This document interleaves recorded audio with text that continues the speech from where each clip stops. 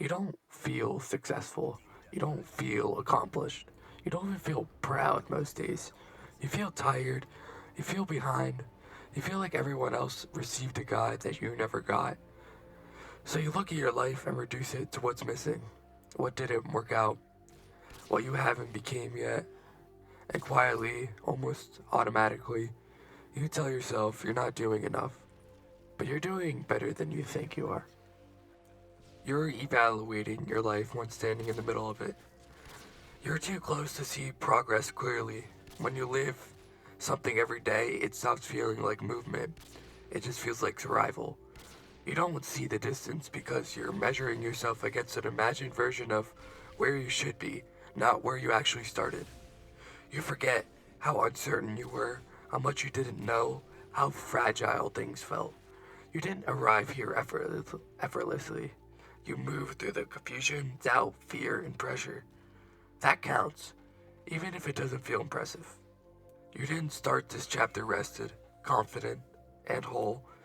You started carrying things, old disappointments, unspoken grief, expectations that were never yours, fear of getting it wrong again. You were learning while exhausted, healing while still functioning, growing while questioning yourself daily.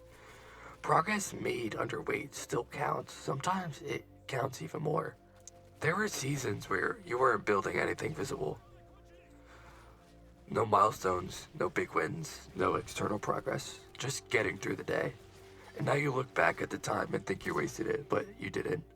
You were stabilizing, regulating, learning how to stay alive in your own body. Survival wasn't delay, it was the groundwork. You can't grow on unstable ground. Pay attention to the subtle differences.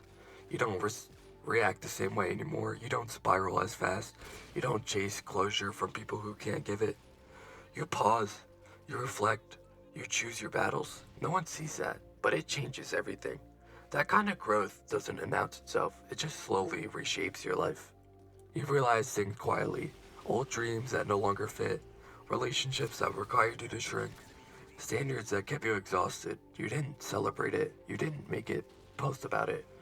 But letting go takes strength, especially when it means disappointing others or redefining yourself. Your peace is not accidental, it's earned. You're comparing your internal process to someone else's visible results. You don't see their restarts, their breakdowns, their doubt. You only see their outcomes, not the cost. So when your progress looks slower, quieter, less polished, you assume it's wrong. But your path isn't late, it's layered, and layers take time. There's a moment in growth where everything feels uncertain. Old identities don't fit, new ones haven't formed yet. You feel une- unethered, unclear, like you don't know where you are anymore. That doesn't mean you're regressing. It means you've outgrown something and it hasn't named what's next yet. That space feels uncomfortable, but it's honest. Part of why you feel worse sometimes is because you are more aware now. You notice patterns, you see emotional cycles, you understand yourself in ways you didn't before. Awareness can feel like burden before it feels like freedom, but it's also proof that you're evolving. Ignorance feels lighter, but growth is what lasts. If you were truly failing, you wouldn't be reflecting like this. You wouldn't be asking hard questions. You wouldn't be seeking meaning. You wouldn't care. The fact that you're still trying, even quietly, even inconsistently, means something inside of you hasn't give up yet. And that is not nothing. You're doing better than you think. Even if your life doesn't look like the way you imagined, even if you don't feel proud yet, even if your progress feels slow and uneven, you're not starting over. You're continuing with experience, awareness, and resilience you didn't have before. Be gentle with yourself. You're not behind, you're becoming.